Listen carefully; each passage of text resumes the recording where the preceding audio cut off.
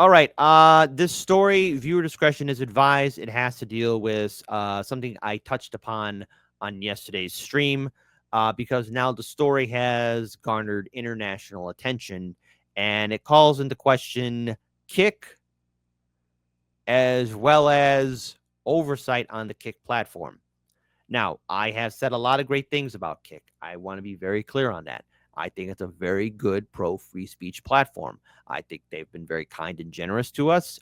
We've been growing on the Kick platform, but there are some problems with Kick. All right. And right off the bat, I know a lot of people are going to bring up Stake and its involvement. Just before anyone else starts bringing up Stake, remember, there was a lot of that near Twitch. All right. And Twitch's got its own problems here too. But this isn't about Stake. It has to deal with some content creators because unfortunately on Kick, there have been a wave of scumbag people. People like Johnny Somali, Ramsey Khalidi Ismail, who's facing off against his case in South Korea. I do not envy that man, not one bit. I think, I don't know what's going to happen to him, but he's done for. And then there's, of course, there's Vitelli, and then there's a lot of other these nuisance streamers. But there's also people who do very questionable content and live streams. And unfortunately, Raphael Graven, also known as John Paramavon, who is a French streamer who had about 200,000 followers, passed away at the age of 46. Now, what happened to him before he passed away was, unfortunately, he was part of a 10-day stream in which his quote-unquote friends, I use that lightly, friends, were beating him up, hurting him. No, I will not play those videos, but it's enough to make anyone sick to their stomach. So, first of all, one of the people who broke this news was Legal Mindset, and this is a Twitter thread right here. Again, 200,000 followers. What a wonderful privilege to have, but he passed away at the age of 46. According to French authorities, he was found unresponsive on August 17th, 18th in his home in France. An investigation has been opened and an autopsy is expected in the coming days. As of yet, no one has been charged with the related death. However, for the past 10 days, he was subjected to punishment and humiliation on stream from fellow streamers and quote unquote friends. I like how Legal Mindset put that in there. Friends from Naruto and Safine, described as 10 days and nights of torture, extreme physical violence, deprivation of sleep, and ingestion of toxic substances. The very same friends, Naruto and Safine, were taken into custody in France early this year in January 2025 on the suspicion of producing live videos of humiliating vulnerable people, although they were released on the same day as they were arrested. Now, although many may not understand French and thus the full context of the videos below, the images alone paint a picture of pushing the line between content and criminality, and certainly merit further investigation both by law enforcement and by the platforms hosting this content. I will not play the videos. I would say that they are on par with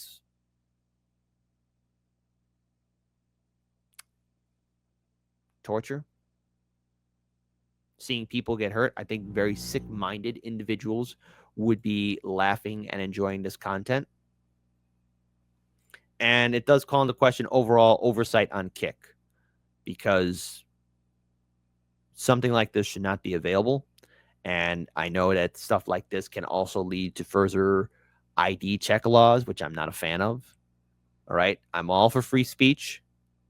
I'm all for content creators doing their own content, whatever is acceptable on the platform. But stuff like this that leads to the death of this man here at the age of 46 is a red flag for me, and a line that I say must be drawn in order for Kick to really hold its content creators accountable, because stuff like this is not content. This is torture. People who would watch this were very sick individuals. And was there something, at least in my opinion, the man who did pass away, was there something wrong with him at least, or was he challenged in some way? In my opinion, it looks that way. It looked like, he was not enjoying it, but yet it was still going on. And through peer pressure and abuse, 10 days, 10 nights of absolute hell. And one video in particular that I know, if you look for it, you'll see it. And I think many of you will probably have to call your own loved ones and say that, hey, I love you. His own mother called him, watched the stream, and begged him to stop. Why he continued? the money. Look, money is the grease that gets life moving. But it's not worth it. What matters is family at the end of the day. We're here for a short time. We all expire. Don't go before your time. Never go before your time. So what's going on here now? And again, I appreciate all of you hearing me out for this, because France, the government, has reportedly launched an investigation to kick streamer Jean Parmavon's death. And I just want to remind you guys that Rumble has been banned from France for far lesser things than this. And this is going to put Kick in a very precarious spot here, because as Kick is growing and defeating Twitch in the online streaming platform wars, if you have a country like France banning you, or could lead to a potential ban, again, potential, I want to be very careful with these words, could lead to a potential ban, well, then that is the downfall of, well, maybe, or he's at the moving domino for other countries to do the same. And I say this because, for everyone that's listening, listen to me very carefully. Remember those nuisance streamers like Vitaly, like Ice Poseidon, like Johnny Somali, who did and have used the Kick platform to harass locals, Vitaly in the Philippines, Johnny Somali in South Korea and Japan? Well, a lot of those countries, if they wanted to, because there's still other nuisance streamers, cheap dime store clone versions of Vitaly and Johnny Somali going all over, making the rest of us look bad. Well, then Kick, don't be surprised if maybe, again, what happened in France is, again, very deplorable. But don't be surprised, Kick, if Japan, South Korea, the Philippines, Thailand, or anywhere else will look at your platform and think, maybe we should ban you too in our country. And that very well could happen. I'm all for free speech. I'm all for a platform allowing content creators to be creative. But if you're going to allow scumbag criminal activity, if you're going to allow, content in which somebody's being tortured 10 days and 10 nights, this is a you problem, Kick. It's not a censorship or anything else. This is more of like, hey, who's keeping an eye on it? Who's following through with this? I want to pull up this article here because, again, CBS News, The Guardian, everyone else was talking about this. I want to give credit again to Legal Mindset, who was one of the first people to talk about this story. I watched the live stream yesterday before I did the morning show, and I saw the videos. After that live stream was done, I had to call my mom and tell her that I love her. Okay? I'm man enough to admit that, because seeing that, life is short, life is precious. But also, again, to these social media platforms, stuff like this is happening. There needs to be an oversight, all right? I'm not saying clamp down on subject matters like important news or whistleblowers or talking about corruption or anything else. But when you're seeing a human being getting tortured, being abused, and the thing is, he was there, part of it with his team or friends. There comes a point to where, okay, hey, this is getting out of hand. So let's talk about it. Prosecutors in the south of France on Tuesday said that they are investigating the death of a 46-year-old man who died during a live stream showing him being mistreated by two on-screen partners. There were more than that. Real name, Raphael had built a following by putting on live internet shows in which he was abused or humiliated. Even if, again, that was the case, that's content that should not be up there. Because we've all seen people who have been abused and humiliated. We're all familiar with that kind of content. And it always goes to the extreme. Now, I heard somebody, after I was talking about this on the morning show, I talked to a few people who, cover online content news like this. And one person brought up the old show Jackass, right? Remember? Johnny Knoxville, Steve-O, all those fantastic guys. The difference between what they were going through and what we saw happen to this Kick streamer is that, at least with Jackass, there was a production team, studio execs, producers, doctors on hand, and also when things did get out of hand, or when there was at least a stop to it. There was a stop to it, okay? Yes, there are many episodes in which things were extreme, but at least At least there was some sort of medical oversight, and at least that there was some kind of accountability, okay? Because again, that's MTV, Jackass. What we're seeing here is a Kick streamer with his quote unquote friends, and there is no oversight, no stop button. Nobody with the ability to say, hey, we're cutting the show. Just throwing it out there. Internet users said the video screened live on the Australian platform called Kick, but widely shared afterwards showed Raphael lying immobile under a bed as one of the two men in the room with him threw a plastic water bottle in his direction.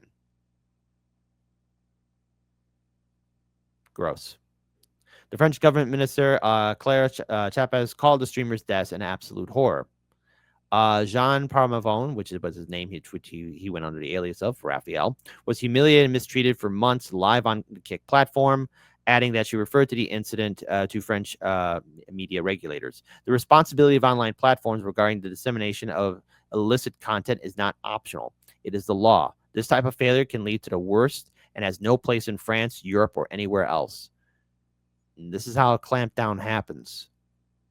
Again, Kick is very, very, very laissez-faire, and there's a lot of scumbag people on Kick. Continuing on, the police authorities were informed about, again, the past 8 months been prohibiting alleged deliberate violent act against vulnerable people, and have been and then these kind of videos were very prevalent on the internet, especially by the people who were torturing and putting Ralph through that entire horrific gauntlet. That investigation, again, on those two people, as I said earlier, started in December, sprang from a report from the French media outlet, Mediapart, revealing that existence of such videos, followed by thousands of viewers, especially on the Kick platform. So, in other words, this was continuous. People knew about it. And so now that the French government is beginning a judicial investigation, this could lead to the Kick platform being removed from France, potentially.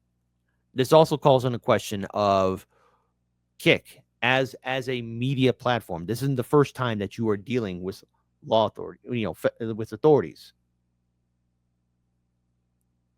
And I understand that many people, when they see this, and I know, not interested, no excuses for such things at all ever. Sunny Day saying psychological abuse. Pam K36, look, I understand, guys. I don't want to start your morning off like this, okay? But we live stream on Kick too. And a lot of you guys, Pam K36, you guys have to know this. And I'm telling you to you guys right now, you have to know this because, number one, first of all, let's make it at a personal level, okay? Let's say you know somebody or somebody in your family is going to get involved with online streaming, social media. I think it's important for you to really, for them to also understand whatever region you live in the country. Let's say in the USA. I'm talking only directly to my American audience. International audiences, I think the same things would apply, give or take, whatever. Let's say they want to get involved in social media. Let's say they want to do a news show or entertainment. I think it's important they understand the counties, cities, state laws about online streaming platform, but also who they associate with, what kind of content they're doing. Do they have the mindset to do this continuous job? And are they okay up here? Okay, yes, you need to be a little crazy to do this kind of stuff. I know. Hey, just throwing it out there. You kind of have to be a little crazy and brave to do stuff like this. It takes a lot of courage to do kind of like this online content, be consistent on it and being involved and doing it, for consistency's sake, right? But also at the same time, protection is key because there are people that will want to see the extreme, seeing people get hurt. There are a lot of sick people out there on the internet. That's why we got to protect ourselves. No, the answer isn't censorship and suppression and ID laws. That's not it. But there is the idea of once you see something this evil and bad, you got to stop it. So Pam K36, I understand not knowing about this. But also, here's the other flip of the coin. You, my viewers, I have gotten emails, messages of, hey, how come I was unsubscribed from your YouTube channel? How come I'm not being notified? It's because of this knee-jerk reaction, especially way early on with the apocalypse of 2015, 2016, in which YouTube started to clamp down on content creators for anything. And it's getting pretty bad where even you have larger channels who want to upload family-friendly content.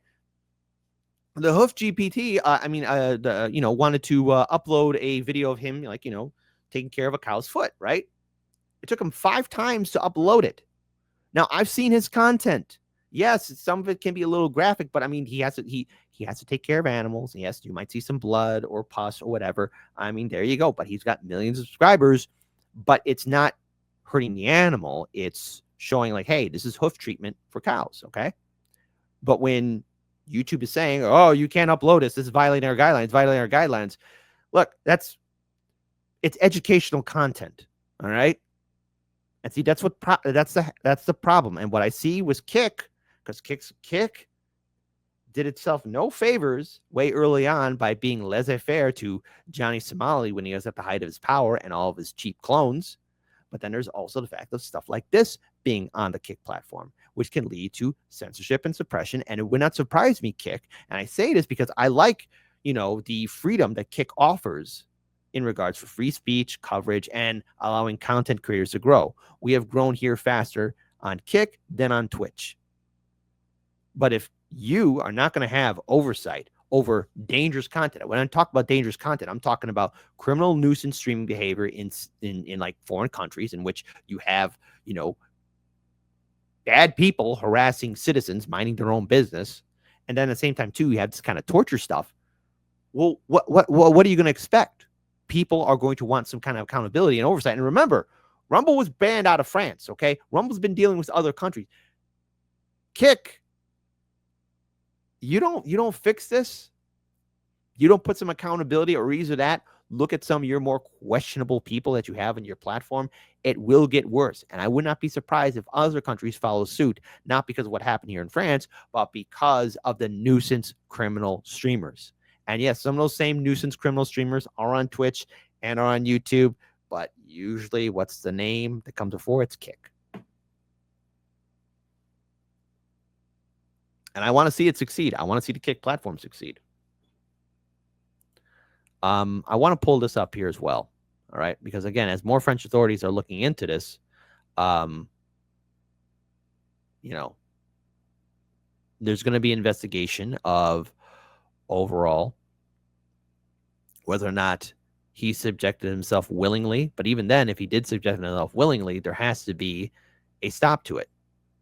Now, there's a lawyer for one of the two co-streamers seen abusing Ralph, told BMF Television the victim had cardiovascular problems and that the violence in the videos was acted. All those scenes are just staged. They followed a script. They followed a script. They followed a script. I've seen fake content on Instagram, on Twitch, on Kick, on YouTube, I mean, I remember fake content. Remember those prank videos?